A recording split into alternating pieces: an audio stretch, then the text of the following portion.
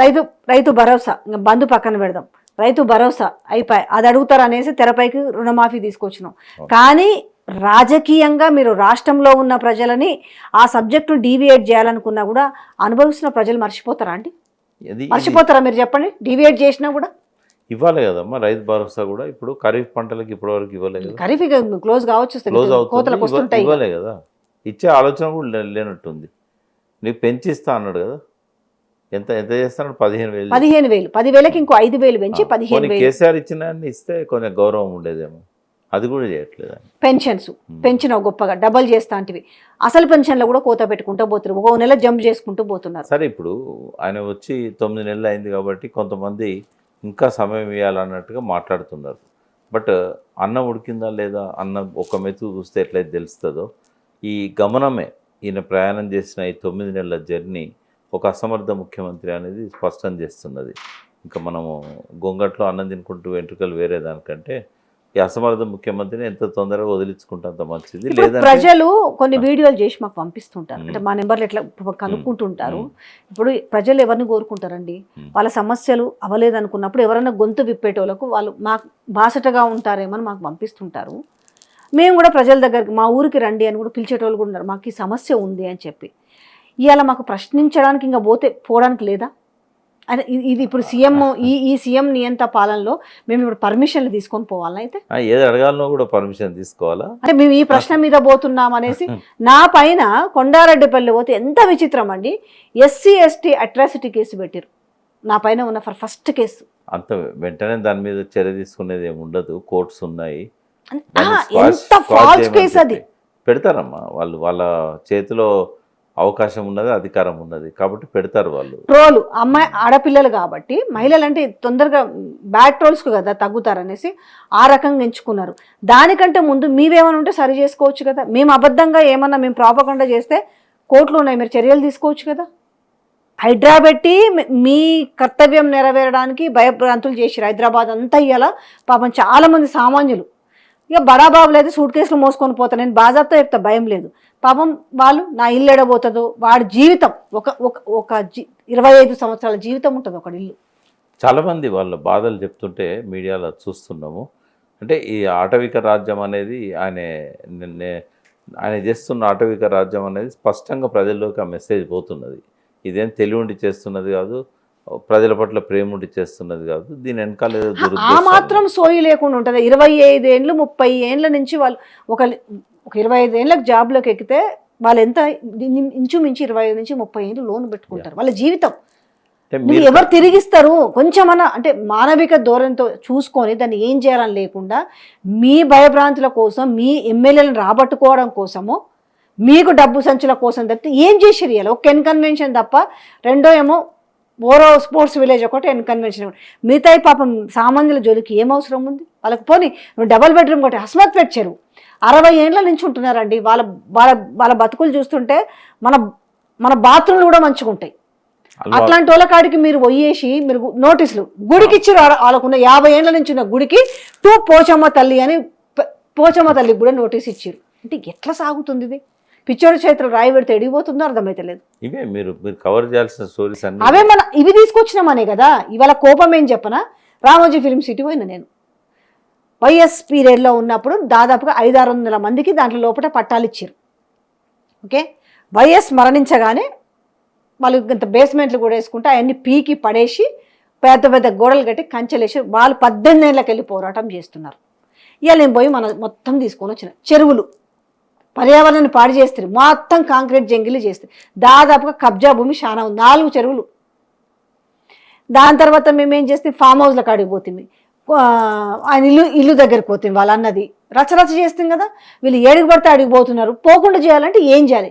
మనం సవరించుకునే దానికంటే వీళ్ళని పోకుండా ఎట్లా ఆపాలా? అంటే మీరు కూడా, నేను అనేది ఏంటంటే మీరు చేసే పని మీరు చేస్తున్నారు, కానీ ఇంకొకటి కూడా చేయాలి. ఈ మద్దతుగా మొత్తం మీడియాను కూడగట్టుకోవాలి. ఇప్పుడు అది ఇండివిజువల్ ఫైట్ కాదు, అది మీరు ప్రజల పక్షాన విషయాలు చెప్తున్నప్పుడు మీ మీద దాడులు జరిగినా, మీ మీద కేసులు పెట్టినా అది ఒంటరిగా తీసుకోవద్దు. అది మీరు సోషల్ మీడియాకు సంబంధించి ఒక అసోసియేషన్ ఫామ్ చేసుకోవాలి. జర్నలిస్టుల అసోసియేషన్ ఎట్లయితే ఉన్నదో మీ అసోసియేషన్ ఉన్నదో, ఈ అసోసియేషన్ పక్షాన పోరాడాలి.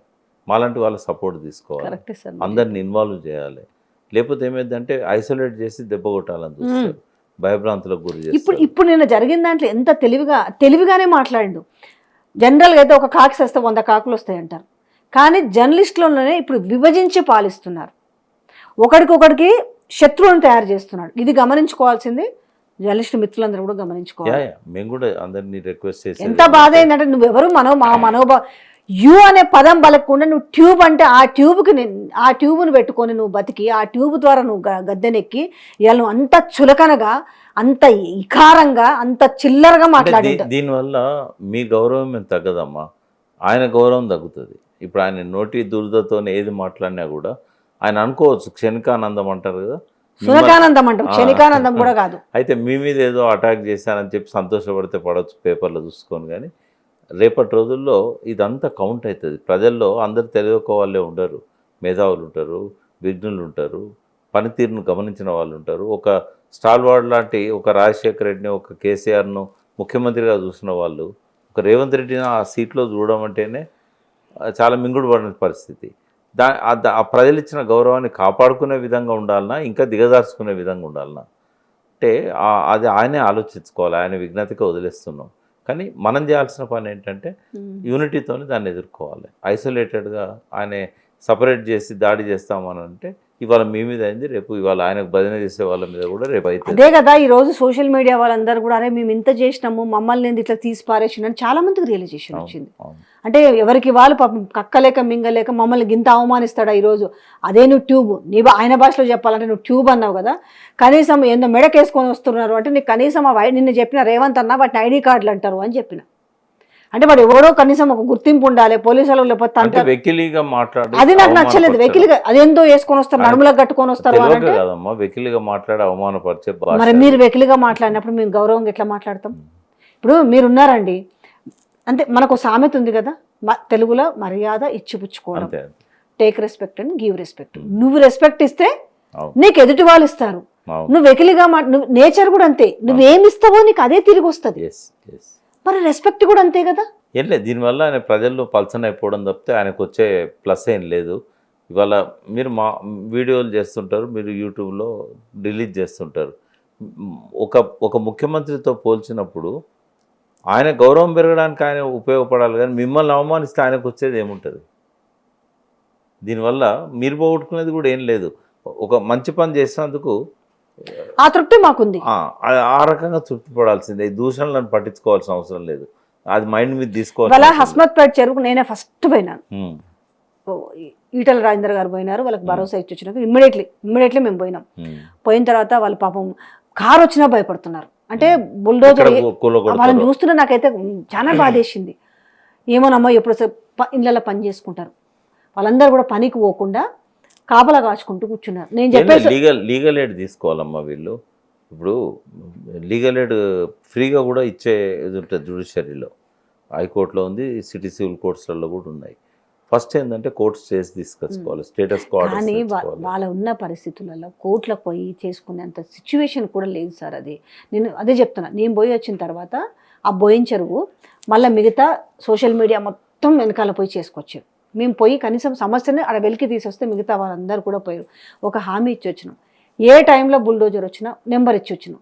ఇప్పుడు నేనున్నా వాళ్ళు అన్నట్టుగా ఏ పార్టీకో పని చేస్తే మేము మా నెంబర్లు ఇచ్చి రావడం ఎందుకు అవసరమా? ఏ అర్ధరాత్రి వచ్చిన బుల్డోజర్ మీరు మాకు ఫోన్ చేయండి, మేము వస్తామని ఒక వాళ్ళ కన్నీళ్ళని దూర్చడానికి ఒక భరోసా ఇచ్చి వచ్చినాం. అంటే నేనేమంటున్నా అంటే ఇప్పుడు మీ ఛానల్స్, ఒక ఇంపార్టెంట్ ఛానల్స్ ఏవైతే వీటి మీద ఉన్నాయో ఒక లీగల్ ఎయిడ్ మీరే ప్రొవైడ్ చేయండి. ఒకరిద్దరు అడ్వకేట్స్ని పెట్టి ఇవాళ నోటీస్ తీసుకెళ్తే వాళ్ళే కేసులు ఫైల్ చేసి స్టే ఆర్డర్ తీసుకొస్తారు. అది పెద్ద ఖర్చులతో కూడుకున్నది కూడా కాదమ్మా. అది అట్లా ఫ్రీగా చేసే అడ్వకేట్స్ కూడా ఉన్నారు. మేము ఈ పనే చేస్తాం, మిగతా చేయమంటే. ఎందుకంటే బాధ ఏంది పాపం, వాళ్ళ దగ్గర మైకులు పెట్టి తెచ్చుకోవడమే. మా బాధ ఏంటంటే కనీసం మేము పోయిన తర్వాత మా వెనకాల 10 మంది వచ్చి చేసిన తర్వాత వాళ్ళ దృష్టికి వస్తుంది కదా, ఇది మనం ఇది చేయకూడదు అనే మార్పు వస్తుందేమని ఎక్కడో ఒక మాకు మూలు ఉంటుంది కదా. హైకోర్టు కూడా ప్రొయాక్టివ్ ఉన్నది, సోమోటో కూడా తీసుకొని వాళ్ళు కూల్చివేతలను ఆపే రైట్స్ వాళ్ళకు ఉన్నాయి. మీరు ఇచ్చిన వీడియోను కూడా చూసి వాళ్ళు కూల్చివేతలను ఆపమని చెప్పి వాళ్ళు ఆర్డర్స్ ఇవ్వచ్చు.